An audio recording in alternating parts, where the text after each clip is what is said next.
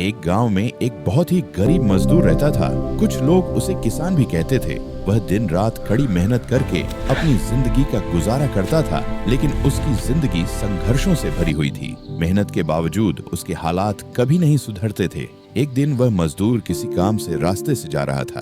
तभी रास्ते में उसकी मुलाकात एक फकीर से हुई। फकीर ने उससे कहा, अगर तुम मुझे कुछ दान दोगे तो मैं तुम्हें बदले में कुछ वचन सीख दूंगा।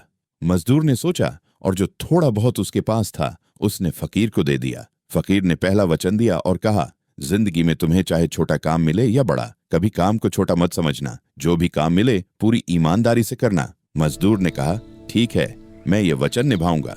फिर फकीर ने कहा, अगर तुम मुझे फिर से कुछ दोगे तो मैं तुम्हें दूसरा वचन दूंगा। मजदूर ने फिर से थोड़ा पैसा फकीर को दे दिया। फकीर ने कहा, दूसरा वचन यह है कि अगर कभी कोई स्त्री भटक जाए या किसी गलत रिश्ते में पड़ जाए तो उसे कभी अपमानित मत करना और न ही उस पर जुल्म करना। मजदूर ने यह बात भी मान ली। इसके बाद फकीर ने फिर कहा, अब आखिरी वचन के लिए फिर से कुछ दान दो। मजदूर ने बिना सोचे समझे जो उसके पास था फकीर को दे दिया। फकीर ने तीसरा वचन देते हुए कहा, अगर कभी तुम किसी जगह मंदिर, मस्जिद, गुरुद्वारे या कहीं भी भगवान का नाम जपते हुए सुनो या कोई पाठ पूजा होती हुई दिखे तो वहां जरूर रुकना। उस समय में से थोड़ा समय भगवान के लिए निकालना। मजदूर ने यह वचन भी पूरी श्रद्धा से स्वीकार कर लिया। फकीर अपने रास्ते चला गया और मजदूर भी अपने रास्ते पर आगे बढ़ गया। थोड़ी ही दूर गया था कि सामने राजा का महल दिखाई दिया। महल के बाहर राजा के नौकर घोड़े चरा रहे थे। तभी घोड़ों की देखरेख करने वाले एक नौकर ने उससे कहा, मैं अपने गांव जा रहा हूँ, क्या तुम 20 दिनों तक इस घोड़े की देखभाल कर लोगे? मजदूर ने पहले तो मना करने का सोचा, लेकिन तभी उसे फकीर का पहला वचन याद आ गया,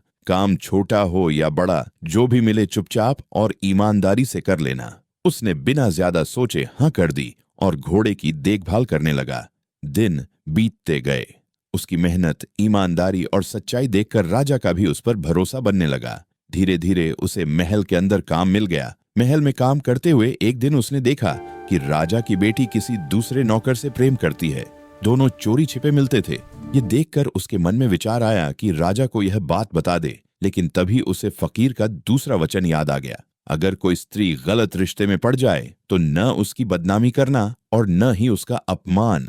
यह सोचकर वह चुप रहा। एक दिन जब राजा की बेटी अपने प्रेमी नौकर के साथ थी तो उसने देख लिया कि यह मजदूर उन्हें देख चुका है। डर के मारे वह उसी समय राजा के पास गई और झूठा आरोप लगा दिया कि यह नौकर उसे गंदी नजर से देखता है और उसके साथ छेड़छाड़ करता है। राजा को बहुत गुस्सा आया। उसने सोचा, जिस पर मैंने भरोसा किया वही मेरी इज्जत पर दाग लगा रहा है। राजा को डर था कि अगर यह बात बाहर फैल गई तो उसकी बदनामी हो जाएगी। अगले ही दिन राजा ने एक कसाई को बुलाया और कहा, कल सुबह मैं तुम्हारे पास 2 आदमी भेजूंगा। जो आदमी पहले आए उसे मार देना और उसका सिर काटकर दूसरे आदमी के हाथ मेरे पास भिजवा देना। कसाई ने कहा, जैसा हुक्म महाराज। अगली सुबह राजा ने उस ईमानदार मजदूर को बुलाया और कहा, तुम कसाई के पास जाओ और वहां से कुछ सामान बोरे में भरकर ले आओ। और दूसरे नौकर, जो राजा की बेटी का प्रेमी था, से कहा, तुम इसके पीछे पीछे जाना और जब यह मारा जाए तो उसका सिर लेकर मेरे पास आना। दोनों चल पड़े। रास्ते में राजा की बेटी बेचैनी से इंतजार कर रही थी कि जल्दी से उस ईमानदार मजदूर को मार दिया जाए ताकि उसका प्रेम रहस्य बना रहे। चलते चलते रास्ते में मजदूर ने एक गुरुद्वारे से पाठ की आवाज सुनी।